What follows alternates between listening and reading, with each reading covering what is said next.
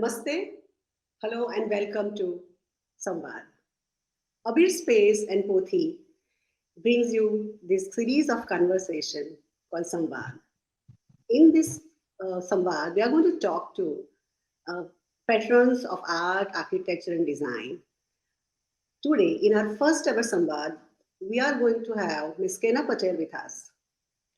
Canna Patel is an architect and interior designer with over 30 years of professional experience.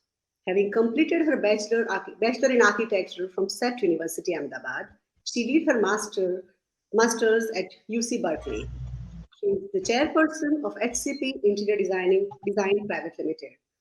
Kenabel, apart from being a profound designer, a very dear friend to us. She has been witness to journey of Abir and always been a great admirer of our work. I would like to invite Ms. Canna Patel and let's begin our first ever Samvaad with Kenabel. Welcome, Kenna ji. Hello, how are you? I'm good. Thank you. As I said in my opening note, that you have been witness of Abir's journey from first take 2016 to last year. You've always been visiting our exhibition and always inspiring us. So please, you can say something about it, and then we can start our conversation. So, you know. First, thank you very much for inviting me to be your first interviewee. I know that this will put Abir completely on a different platform with this new e-web magazine that you're planning to propose. Abir has been very active in Ahmedabad and it has promoted young artists in a very big way. And I really feel that Ruby has put her heart into it to support all the artists. And I think I really appreciate that. Thank you so much. Kiraben, since we are going to have a conversation, and it is the very most commonly asked question, but I'm going to put you across this question in a slightly different way. I'm going to ask you, what did you do the last summer? Well, as you know, last summer was lockdown for all of us in the country. So one of the things that I've never done in my life is for continuously 2.5 months, I was watering my garden. I used to Wow. start at 7 in the morning. I would need 1.5 hours per day. If I did the whole garden together, it will require 5 hours. But I did 1.5 hours every day. Besides that, I was working full time at home, from home. We were working on the Parliament building and its tender, design and the tender. So we were really very busy through the whole period. Um, so I would say I worked, cooked, and looked after the garden. Okay. And you must have looked after yourself because you look very fresh and very beautiful today. I'm going to start with uh, again very common question asked these days is, post COVID, you think something has changed in your day-to-day practice, in your work environment, the way we live, anything which particularly you think you're changed drastically, uh, maybe some habit, maybe some norms. I don't know. One of the biggest thing is to work from home. All my life, all these 30 years, I've gone to office morning to evening, Yes. 6 days a week, continuously. Even through the period when I had my son, I was still working full time. Yes. So for me to work from home and to enjoy the home environment was very different. Also, I would say that technologically, I had to change some of my habits. I had to become a lot more prompt in reacting to most design decisions or questions or things raised by my team because my whole team is also working from home. Yes. So I think the response time has become very little in terms of work, and the efficiency has gone up in a huge way. Oh, that's great. See, you have always been great patron of art, and you and Mukesh have always been promoting young artists. So I would like to ask you, how do you think art and design? You last week when we were talking yesterday, you said, uh, I don't know how art and design will change post COVID, but there must be something which has changed within you. So as a designer, you think your perspective or the way you look at design has changed, or it is still the same? Um, my perspective on design has not changed. My way of working has changed. I have become a lot more articulate because I have to give my reactions as written, remarked, digitally sent to all my colleagues. I have become a lot more efficient because I have to make sure that I'm on top of it because there are people waiting for answers.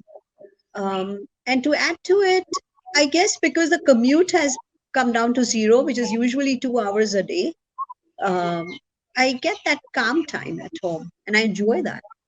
Okay. So, see, you've been designing beautiful houses and beautiful buildings all around India. So, and I've always seen a lot of art as as a part of your project. So, was just wondering that at what design stage you start thinking of art or incorporate art in your project. It is at very initial level, or it comes afterwards at a surface level. How does it work for you? Okay. So, presence of art in my case begins right from the time I market for a prospective client. Because when I show some of my past work and when I'm explaining anything, I'll bring it to their notice that it looks powerful because it's got something in it. Either the painting or the sculpture or the installation art. Yes. Okay. So that's one. Second, when it comes to designing, from day one, our concept indicates how many artworks would come into the house because we do these 3D whitewash views, but art is always indicated. We do four estimates through the whole project, and at that time, we make sure that the estimate includes a budget for art. Yes. uh, and which means that from day one it's sticking that this amount of the interior budget would go towards art, and then it's also clarified whether it's sculpture or it's paintings or it's craft or it's and its Rug. quantity in the project. So basically you built up on it, and then as it comes to the right stage, we start introducing the client to the real work. Okay. So And then the real hard work is in convincing them, explaining them, educating them, and pushing it through. then let me just ask you, how do you manage to do it for last 30 years? Well, first, to convince anybody, you must like something deeply, and which I do. I love art, I'm passionate about it. And I somehow feel that it brings a lot of value to the interior environment. Yes, When I absolutely. deeply believe in it and I communicate with that passion, most of the time the clients see where I'm coming from. But in many cases, I need to explain to them because I would have very innocent questions like, what do I see in this? I like only happy things. I don't like faces in my work. I don't like animals in my art. And at such moments, very often a conversation begins with the client. And from there, we kind of take it to what extent I can convince them and for what kind of art. This brings me to next question, which was not listed actually, but I'm just wondering, why do you think we lack this understanding? Why do you think we lack this awareness in general? Because somebody who is capable enough to afford you as a designer must be having a lot of money, and still he's not aware about art, and he's asking such questions to you. So, where do we fail as a society, and why do you think that this kind of questions are coming across? I mean, coming to you? Let me first tell you, money and affordability has nothing to do with liking art. Okay. Um, First of all, exposure to art happens, it should happen ideally at a very young age. So you would expect any city to have at least couple of museums. So Yes. as a little child, there can be a program that on a Sunday evening or a Sunday morning, you take them to the museum. Then you have a little lunch outside or a snack. Say maybe a school can plan trips to museums and the teacher can explain art. Say maybe museum can have a craft workshop or an art workshop and students can attend it. And it's a pity our country doesn't have museums. And where do you expect them to go and see art? Where do you expect parents to take them to see art? See, it's very contradictory at times when we think about it, because with India with such diversity and the huge amount of folk art and crafts we have, which has started from painting our houses during the festival, Rangoli, and then so on forth. Like in Ahmedabad, we know that about Mandani Pacheri and a lot of other local craft and art. But unfortunately, probably people are not aware of it. I don't know. But there is something which is a huge gap, and people are not even able to appreciate the local craft or folk art. So maybe you rightly said, as you rightly said, maybe it's about schooling, or it's about not including art as a curriculum or something like that. What do you think? How do we see? You see the island of Ahmedabad, then you know what I'm talking about. So, how do we incorporate art in our day-to-day life where we can't ignore it, and it does not even just remain the idea of elitist, but be part of the rudimentary and even the grassroots level in day-to-day life? What do you think should be done? Because see, you have studied in SEPT, you have studied in one of the best schools in India and abroad, and your exposure to art is of course different than other people, but maybe somebody who has never been out of Ahmedabad. So how do you expect them, because you've seen museum around the world, if somebody who's in Ahmedabad, how do you expect them to have awareness if so what was it? It is a failure of society, failure of school, what is it? I think so. I would It's like to ask you that. it's failure of parenting. Yeah. Yes, It's absolutely. absolutely, we can't blame anybody. I think it's a failure of parenting because one, how many sensibly written books have you seen on parenting and in regional language? Yes. A lot of exposure that we get is on the net, but it's all English. To add Yes. to it, it has nothing to do with poverty or lack of income or money. Yes. It's lack of ideas. So if you want to entertain a child, typically somebody would say, let's go to a mall, or they would say, let's go to fun fair. Um, and those are not exactly the places where they'll get the correct. I mean, you need to do that as a child, but you don't need to do it too frequently. So what we need is very good tips on parenting, some little exercises or things which would teach parents how they can create that awareness. Um, how often do you hear of a mother and a child doing rangoli together? No, they go and get those plastic stickers. Yes. How often do you find that when you go traveling, that the parents will insist on going and seeing some of the traditional craft or the traditional areas? So these are tips that you can give for parents. And I think if you begin at that level, that awareness will grow. That brings me to a very interesting question. You said parenting. So, in a way, you are doing a role of a parent when you are educating your client.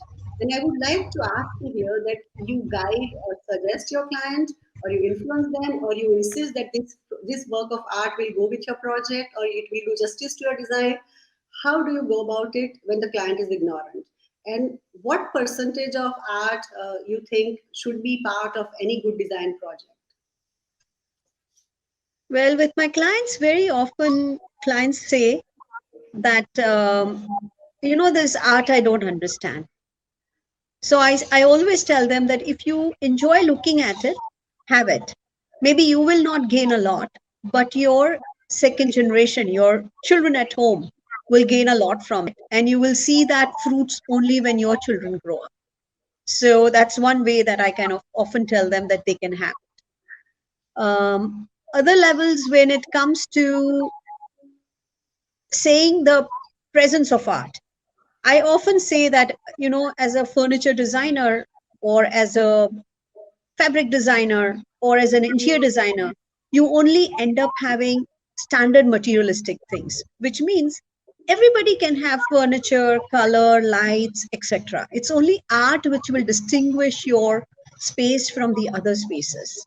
And that convinces them that yes, if they want their house to look unusual, different, having something powerful will go hand in hand. And finally, I do show them a lot of images from my past projects to show them how that space was powerful with it and without, and not very powerful without it. So, it is a very slow process, patience, and understanding the clients why they say what they say, where they are coming from, and then trying to find an artwork that will suit where they are in their life. Say, for example, there is a work which is very philosophical and where somebody may not see meaning in it. I try and not thrust it upon them. I try and find artwork that they will understand. And then I only assume that the following generation will go into more serious work, but at least they'll start with something. So it's a long You, process. And over years, even my methods have changed. But I have been persistent, that I can tell you, ever since I was 21-year-old. Yeah, I can vouch for that. So you've been great influencer, and you are also been great help when it comes to buying art to your client, and you are also inspiring people to buy art. So when you buy an art, maybe for client or for yourself, what you seek in art? One, you already told me that something which is pleasing to eye, but that's for your client. But if you're buying for yourself, see, you own my painting. I know how you buy, but this is for people. So when you buy a piece of art, what do you seek? What do you look into? And how do you decide that I want to, you will want to be a proud owner of that art piece, or maybe a sculpture, or a painting, or a rug for that matter? So, what is your process? How you engage with art, and how do you decide? Ah, let me first tell you, all the art that is in our home, most of it is processed by Mukesh. He is a art curator, as you know, and he has always brought all the work at our home. So either it would have turned up because I got it as a birthday gift, or I got it when my son was born, or he was supporting some artists through their journey, or we were supporting somebody's illness and we had to pay towards the illness. And so we bought an art because we were financially supporting somebody. And at other times, it's something that he may have just seen and he picks it up. To enjoy art and to like it, one thing I've realized is the art needs to be in your home for a longer period of time. You have to see it. So I sometimes wonder that when we ask clients to look at a art, take a decision, and finalize it, maybe it's a difficult process. Maybe there should be something like where we can take the art and have it for a few days. The clients can look at it and then take a call on it, is what I'm thinking about it while I'm discussing this with you. Um, in terms of what I personally look for, I like work that I can look at every day and yet find an interesting thought going through my mind as I look at the work. And I would absolutely say so for your own work, which we have, because it's such a powerful work on textiles. And I try and take care that it's not exposed to sunlight, and I enjoy it every day to look at it. So And that is one what thing matters. for sure that one need to enjoy what they own, and they have to be proud owner of their artwork. One more thing, you have a great exposure. You've seen probably work of masters of the world as well as India, and you in your journey you have also been exposed to younger artists.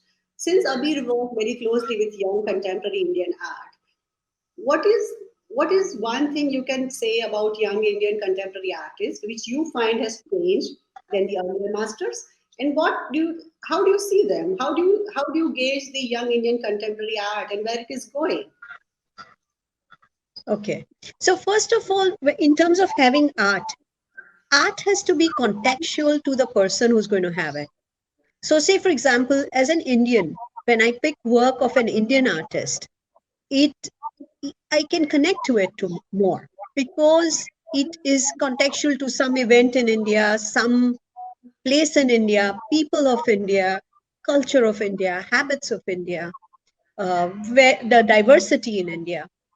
So I would say that it's nice to have work from your own country. One, when you take younger artists, you know that that makes the art definitely, you get more fresher art.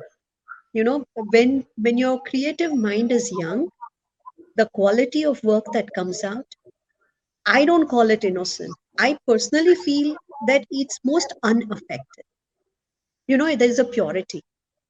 And that purity, if you can see it, you can support the young artist. And that's what I would suggest that I would see in a young artist.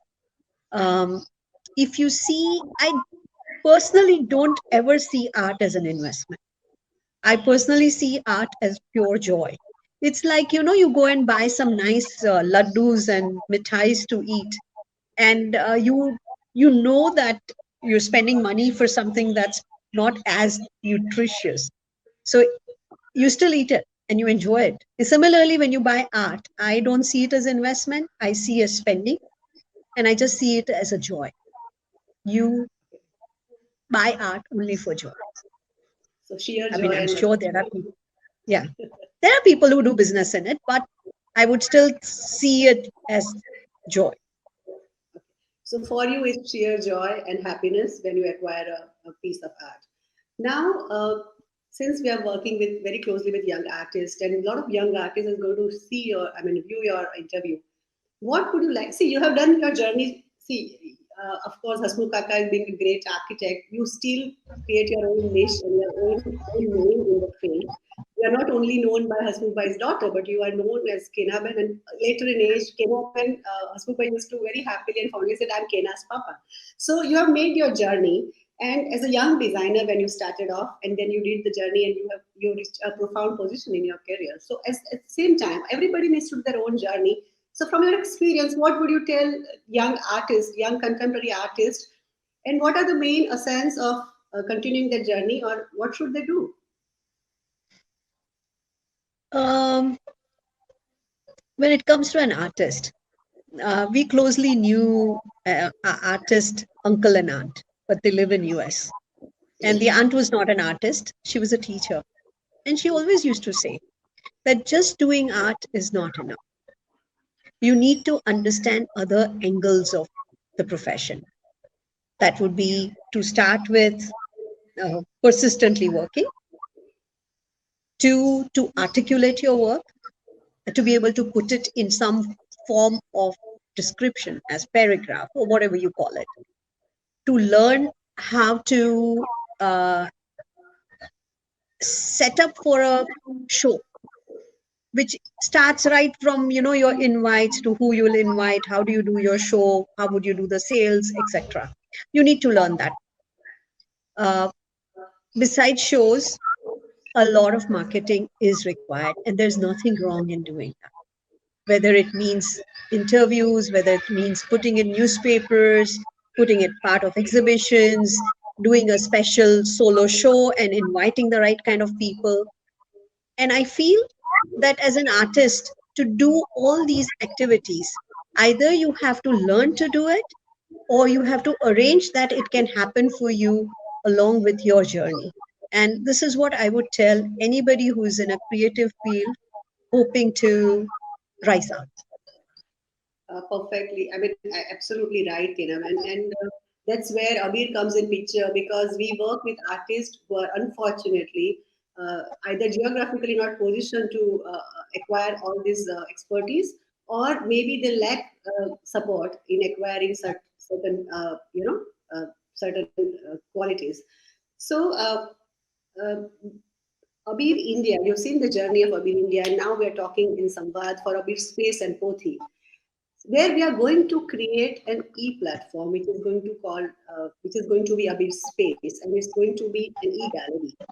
So what do you think? COVID has compelled us to get into our screen and get into our house in front of screen. How do you think it's going to pan out to experience art on a digital platform? Is it going to be a new reality? How do you see it, the change? Um, I think it's a good idea, but it depends how you're going to reach and who you are going to reach.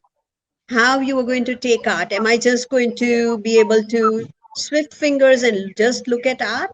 Or am I going to get deeper knowledge than that? If it's going to be the an online platform, it needs to communicate quite beautifully.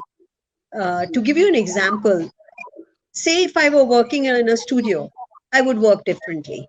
But if I'm working on the e platform with all my colleagues, I have had to change my habits. Similarly, I guess you will have to come up with ways of how you can explain things better. Things which you cannot reach otherwise, you can use this to your advantage, I guess.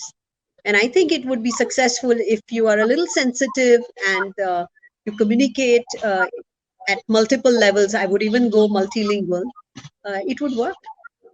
I'm coming to that with your kind of expertise on our side. I'm sure we are going to learn and do better every time when we come across Samvad. So when you say multilingual, my next question is going to be in Hindi because we discussed that yesterday. And मैं आपसे ये पूछना चाह रही हूँ केना जी कि young artist of India जो शायद रॉबर्टगंज में रह रहा है, जो सराफ अली में रह रहा है, जो अंडमान निकोबार में रह रहा है, उसके लिए इस समय की सबसे बड़ी चुनौती क्या होगी? आपने हालांकि उसका जवाब दे दिया है, लेकिन आई वांट मैं चाह रही हूँ कि आप एक बार हिंदी में भी कहें उससे, और ई प्लेटफॉर्म किस तरह से हम सबको साथ में लेके चल सकता है, हमें कैसे मदद कर सकता है, क्योंकि द मोमेंट जिस पल हम .com कहते हैं वो ग्लोबल प्लेटफॉर्म हो जाता है। नॉर्वे में बैठा हुआ व्यक्ति एक सराफली या रॉबर्टगंज के बच्चे का काम देख सकता है। So we are very hopeful, हम बड़े आशावादी हैं इसको लेके। पर फिर भी आपका क्या विजन है? आप क्या समझती है इसके बारे में, और आप आपकी क्या अंडरस्टैंडिंग है? आप प्लीज बताइए ई कॉमर्स, ई प्लेटफॉर्म और इस नए नॉर्मल के बारे में, क्योंकि आपने कहा कि आपकी वर्क हैबिट्स में भी अभी स्क्रीन और वो एक नॉर्मल रूटीन हो गया है कि आप लोगों से ज्यादातर इनडायरेक्ट मतलब पैसिव वे में ही मिल रहे हैं, हम एक्टिव में नहीं, फिजिकल उसमें नहीं मिल रहे हैं। तो आप बताइए, प्रश्न यह है कि ई ई प्लेटफॉर्म को हम कैसे देखें, और एक छोटे से गांव में रहता हुआ आर्टिस्ट उससे क्या पा सकता है, और उसको क्यों ई प्लेटफॉर्म पे होना चाहिए? I know you are expecting me to reply in Hindi. I am not the best expert in Hindi. So I'm not going to reply in Hindi to you because my idea was that if I'm speaking in English, there should be titles at the bottom that go in Hindi.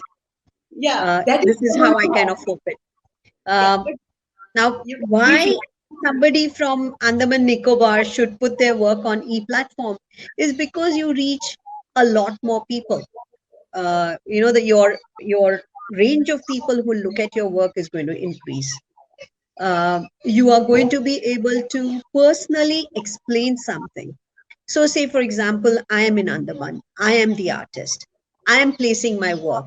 I can give a small explanation of my work, make you focus on certain parts of the work and show you some of my painting techniques. I can explain the overall theme to you. I can explain the placement of my work historically, of where it stands. And I can also say that why this work was meaningful to me. Because I think to be able to express the meaning that you have within to your prospective buyer, I think that's the most powerful thing. And therefore, that personalized contact with your prospective buyer through a e-platform would be fantastic. So you are telling that not only presenting the work, but uske bare mein, also the articulate the work and explain the work and probably technique would be the better idea. That's what you are saying, right? Yes, but Abir would have to work towards it, because one of the things that I've seen with very creative people, and more so not the architects but say the artists, very often the innate creativity is so strong that their articulation is in visual form. It's not in words, it's not in sentences. So maybe Abir would have to go and support them to not teach them, but support them by giving that kind of expression of articulation. Actually go and give them small lessons which will, give them the confidence to talk about their work in that manner. Sometimes artists feel that I've made it. Now it's up to you. You try and see it and you try and buy it. That's But very it doesn't work in that manner. yes. Uh, that's great, Kenaben. Thank you so much for this insight. Well, one more thing I wanted to ask is, uh, you think would you be comfortable buying art online? See, we have always seen art as a very personal thing. It is like how much it engage you, touch, feel, see, experience, love, joy. That is how we've been buying art. When we go on e-commerce, there are we certainly not going to experience is going the experience is going to be different. So you think how does it pan out for you? It's e-commerce. E-commerce has to have written policies. So you should give me time that if I bought it, I've paid for it. If I return it in a specific time, you should be able to take back. It's e-commerce policies will apply Everything, just right? the way it would apply for a piece of clothing. And Yeah. So so I think you'll have to make room for that kind of thing because to see art is important. yeah, yeah, of course. So You of can't course just there see it online. absolutely. So, see, we are almost at wrap up of our interview, but we promise you that we don't want to commodify art. We're going to maintain the sanity and sensitivity of art when we are going to present our artist on e-gallery. And we are trying to, we'll try our best to be true to their essence of their art and not make it look like a decorative piece. We are not here to present decorative piece to the buyers. We are going to have shows. We are going to have curated shows on e-gallery. We are going to invite senior artists and experienced artists, and we are going to be very, very truthful to the nature of art. So thank you so much. That's my promise to you, and you'll be very proud that you were my first guest for Abir Space and Pothi and for this Samvaad. So thank you very much, Kenaben, for giving your time and wonderful, wonderful thoughts on art and how we should present ourselves. We have learned a lot from this interview, and like always, it's a pleasure talking to you. And you've been as charming as always. And thank you so much for your time. You shouldn't thank me so much because the way I know you and I know rest of your family, I think if you are venturing in a new area, a new ways, our support with you, and I'm sure we can have in future certain debates. I'm sure there'll be some obstacles and you will need a debating time and we can take it over. And if anybody sees it that you're kind of giving it a commodity value, I think that person is wrong. Just because you use technology doesn't mean something turns into a commodity. So I really see future in what you're trying to do, and I wish you all the best for it, uh, and So look forward to enjoying it. yeah, I think that was one very beautiful and very, very meaningful and very, very reassuring statement you made in the last. And thank you so much for your ending note. Because my biggest fear was to maintain the sanity of art when you go online. But I think it was very reassuring when you said that, and coming from you is really helped. So thank you so much, Kinaben, for your time and lovely talking to you. And I hope and we wish that you keep guiding us and keep by our sides when we do this, when we are venturing into new journey. And Abir Space will look forward to your love and support the way Abir India has got it. So thank you so much. You're welcome. My pleasure. I Thank hope it all goes well. All the best. you.